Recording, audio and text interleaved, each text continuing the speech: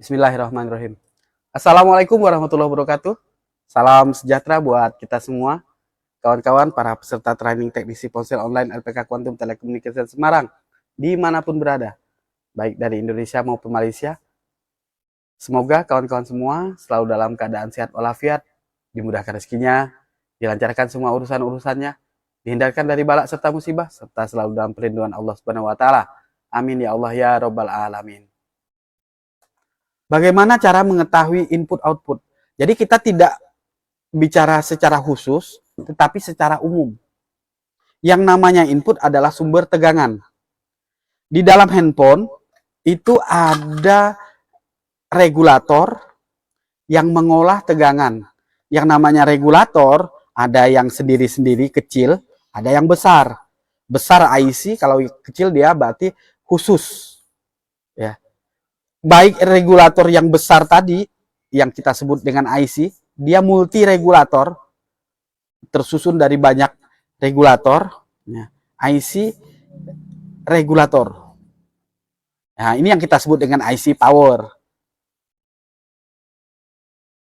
Nah, IC regulator pasti ada input tegangannya. Input tegangan rata-rata dari regulator itu, ya, rata-rata datangnya dari IC cas. IC cas sendiri sebenarnya regulator juga, ya, IC cas. Jadi atau gini, ini saya ganti deh. Jadi pengolah yang pertama itu atau regulator yang pertama adalah IC cas. Ya, secara umum ya. IC cas.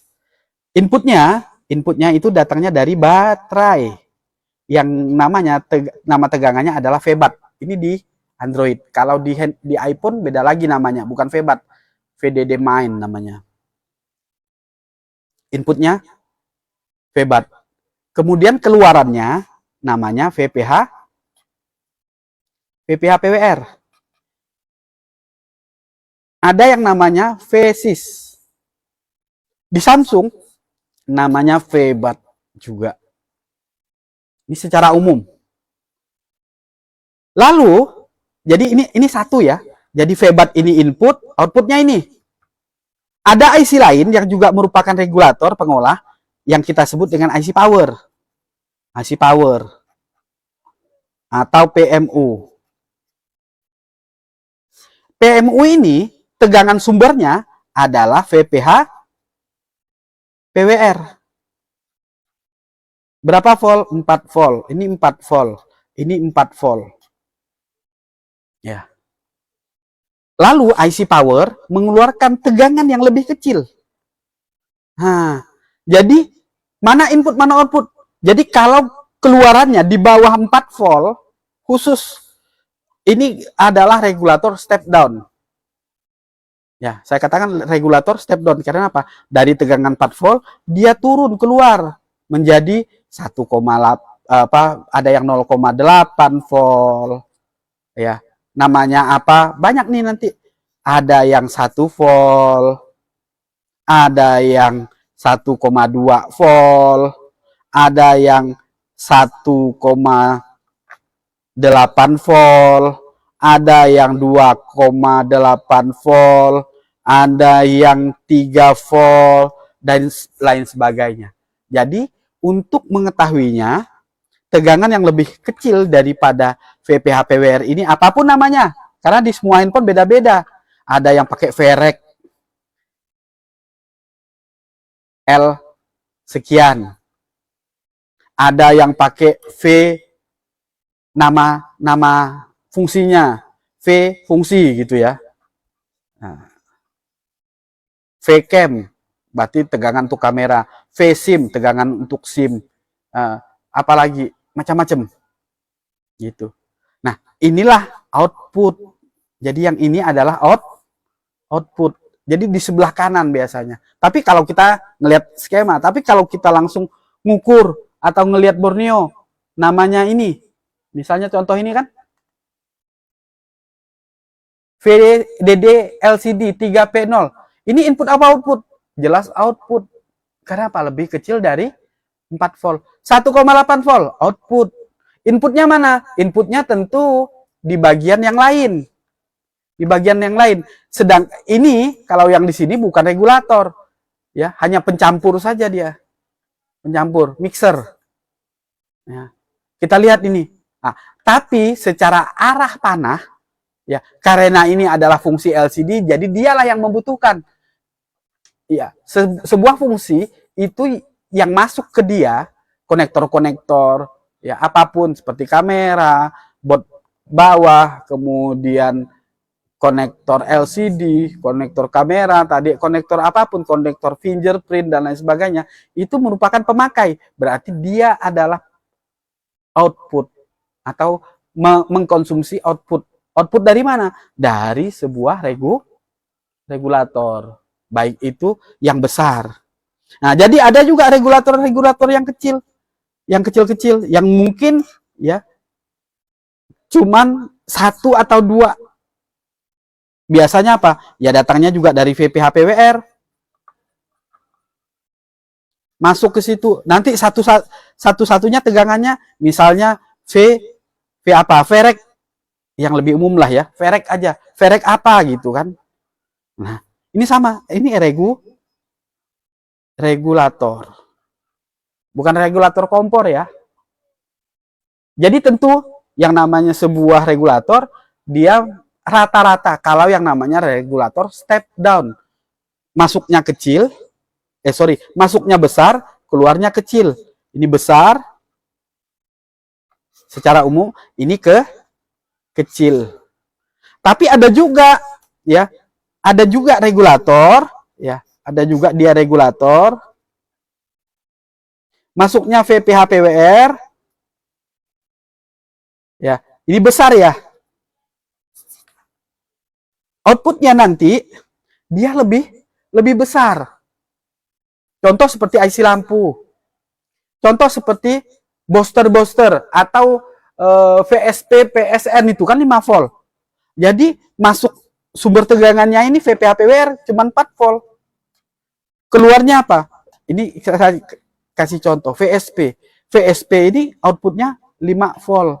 Nah, ini ya lebih besar. Keluarnya begitu dia. Seperti itu kan kawan. Ya, mudah-mudahan bisa dipahami. Jadi untuk membedakannya bagaimana? Ya bedakan dari sumber tegangannya, kemudian keluarannya atau besar dari tegangan tersebut lebih besar dari VPH PWR atau lebih kecil. Kalau dia lebih kecil, itulah output. Rata-rata begitu. Yang seperti ini hanya 1-2 saja, sangat jarang. Gitu ya. Jadi tidak ada cara khusus bagaimana membedakannya gitu, nggak ada. Tapi secara umum dari besar tegangannya itu kita tahu. Nah, jadi kalau kita boleh katakan, boleh kita simpulkan, yang namanya VBAT itu input utama. Ini di rangkaian cas dia output, tetapi dia akan jadi input untuk regulator-regulator yang lain. Seperti itu, Bang Rahman. Mudah-mudahan bisa dipahami ya. Mbah, kalau display dapat tegangan dari IC cas, tapi kenapa menunggu perintah dari tombol power untuk menyala? Ya, karena begitu urut-urutan kerjanya. Jadi, dia tidak bisa menyala sendiri tanpa perintah gitu. Jadi, kenapa seperti itu sebenarnya? Karena ada yang namanya sistem sequential booting dan manajemen daya yang dikendalikan oleh IC power. Dan bukan hanya IC power tentunya, oleh prosesor. Jadi prosesnya begini, saat IC charger memberikan tegangan, ya, tegangan memang sudah tersedia di jalur power LCD. Tapi belum ada perintah aktivasi dari CPU, itu belum ada. Ya, belum ada. Kemudian ya, IC power masih dalam keadaan standby saat itu. Nah, saat tombol power ditekan, prosesor kan mulai kerja. Lalu IC power atau PMIC ya, PMU gitu, mengaktifkan yang namanya power sequence. Nah, disitulah baru dilakukan inisialisasi driver LCD. Sehingga apa? Seperti tadi sinyal kontrol MIPI tadi kan ya. MIPI itu diaktifkan. Siapa yang mengaktifkan? CPU. Nah, kemudian barulah backlight apa? LCD ya. Lampu LCD itu dinyalakan. Jadi memang sudah dirancang begitu, Bang, urutannya gitu. Fungsinya apa? Untuk hemat baterai. Jadi tidak perlu tuh LCD diaktifkan terus gitu. Jadi begitu mati, nah barulah tekan tombol, nyala lagi LCD-nya kan gitu. Nah, dan ini urutan yang memang sudah benar. Jadi memang sudah dirancang demikian. Nah, tadi hemat baterai, mencegah kerusakan komponen. Kenapa? Powernya tidak teratur, suka-suka dia gitu ya. Nah, dengan begini kan teratur banget.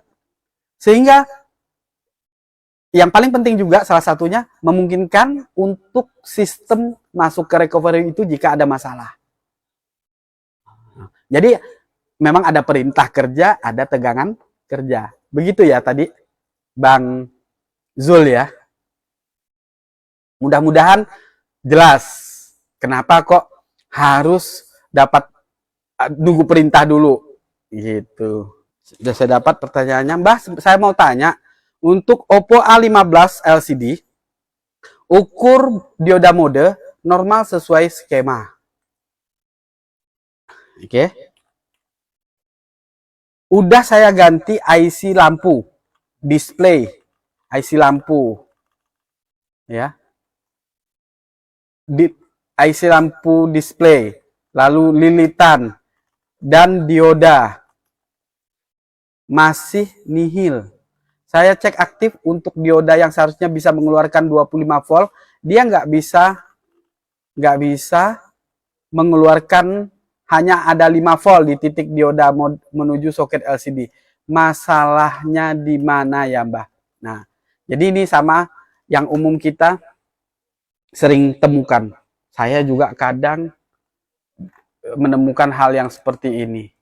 Nah, jadi bagaimana? Membagongkan sekali kan begitu ya. Sangat membingungkan kan? Semuanya sudah memenuhi syarat.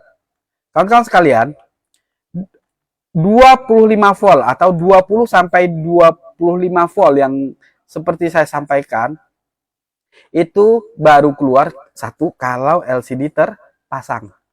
Kalau LCD nggak terpasang, maka nggak bakalan bisa keluar tegangan itu. Jadi harus terpasang. Dan LCD yang terpasang itu, LED-nya, lampunya itu harus aktif, harus menyala, harus hidup, harus normal. Itu. Nah, pertanyaannya, sudah coba belum Bang dengan LCD lain paling tidak itu? Atau sudah pasti belum LCD yang dipasang itu LCD normal, LCD sehat? Itu yang harus kita cari tahu dulu ya. Kemudian, jangan terlalu percaya dengan apa yang kita ganti. Kasus yang paling sering terjadi di Oppo itu ada 2. Ini kemarin juga sama ya, yang baru bergabung siapa gitu. Tadi malam itu. Kasus Oppo A15 itu lampu, udah ganti lilitan, dioda, kapasitor, IC lampunya. Tetap aja nggak mau gitu.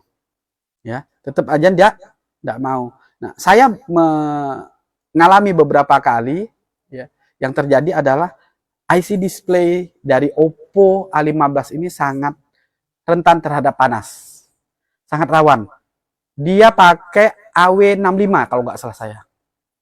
Ya, pakai AW65. Benar apa salah nih? Kita coba buka. Oke. Nah, ini IC lampunya. Waduh, enggak nampak kodenya. Enggak nampak kodenya. Kita buka di Komnem. Komnem tadi padahal udah kebuka ya. Ada Bang Amin. Sudah hadir. Telat ya. Kawan-kawan kalau hadir lebih awal, bisa jadi dapat transferan. Enggak besar. Ya, cuma 50.000. Ini AL bukan AW, sorry. Ini AL665. Nah, jadi karakteristik dari AL65 ini, kawan-kawan sekalian, dia sangat rentan terhadap panas. Jadi saya beberapa kali ini betul-betul pakai panas yang lebih kecil. Ada Bang Hariwan Andreas hadir ikut belajar Om, siap. Ya. Jadi biasanya yang kita lakukan untuk Oppo A65 A15 maksud saya. Nah, ini lilitannya, ya lilitannya jangan sampai tidak diganti. Lilitan ini juga signifikan. Jangan asal ganti lilitan, tapi cari lilitan yang besar dan bentuknya. Jadi ini ada lekukannya ini. Cari yang sama. Sudah sama pun beberapa kali, ya beberapa kali, tetap aja nggak mau nyala. Nah, tapi ternyata ada beberapa yang cocok, langsung nyala kawan-kawan. Jadi sangat sering saya menghadapi ya, kasus lampu di Oppo ini. Ini lilitan, kemudian ada diodanya. Diodanya mana nih? Mana dioda? Ah, ini nih. Ini diodanya. Seperti kesimpulan tadi malam, 1, 2, 3, 4. 4 ini harus sehat semua. Saya bahkan saking sebelnya kemarin itu, satu set ini saya ganti. Udah satu set ganti, dan dengan panas yang sangat rendah, panas cukup rendah, alhamdulillah nyala lampunya. Ini kawan-kawan. Jadi Bang Imam Mukayyam ya, mudah-mudahan dicoba lagi dengan mengganti IC lampunya. Untuk IC lampu ini persamaannya banyak, ya. Persamaannya banyak kawan-kawan. Nah, ini IC lampu sejuta umat ini. AL65 ini. Kawan-kawan bisa cek di PCD.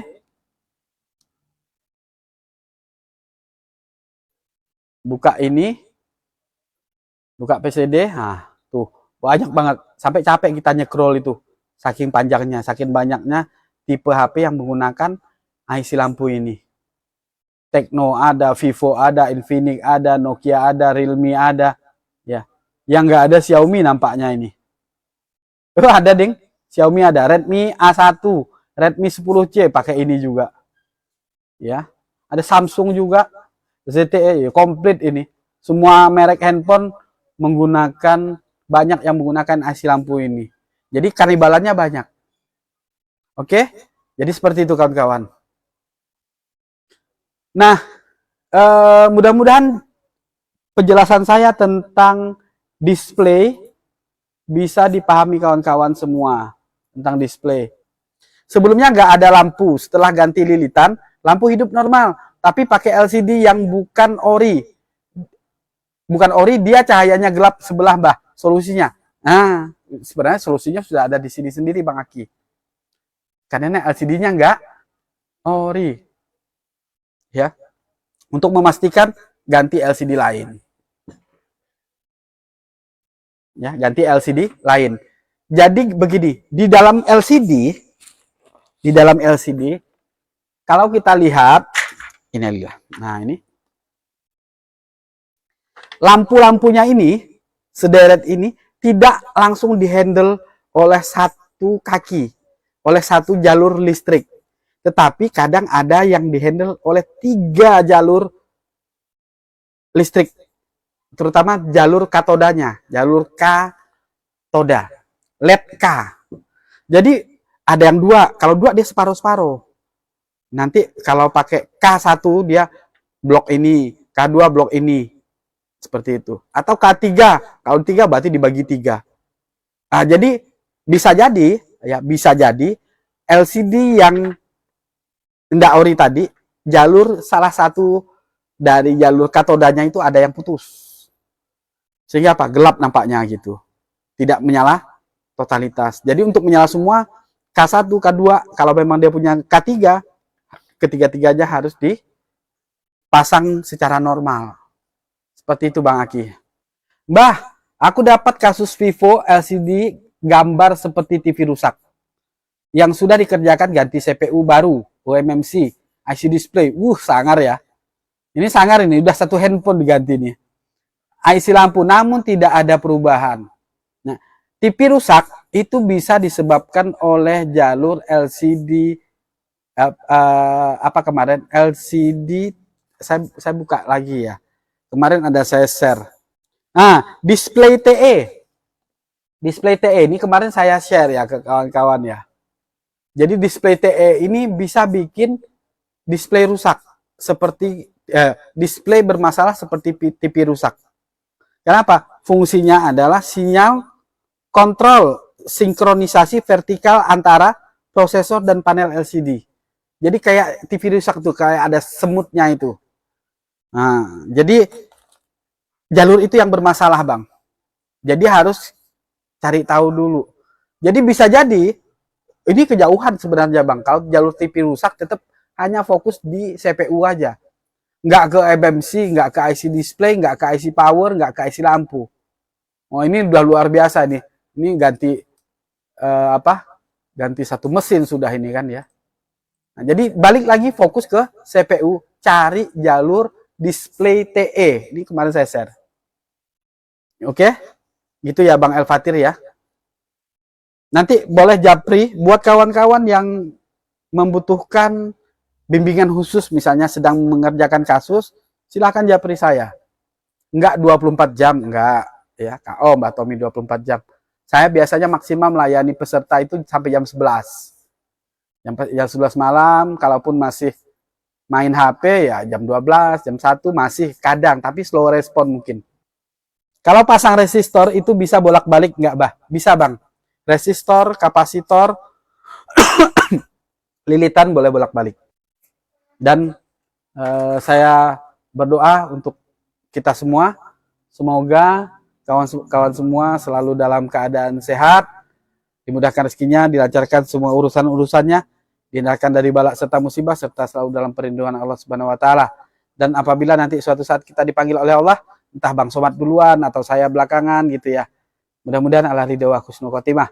Amin amin ya Allah ya rabbal alamin. Saya akhiri, wabillahi taufiq wal hidayah. Wassalamualaikum warahmatullahi wabarakatuh.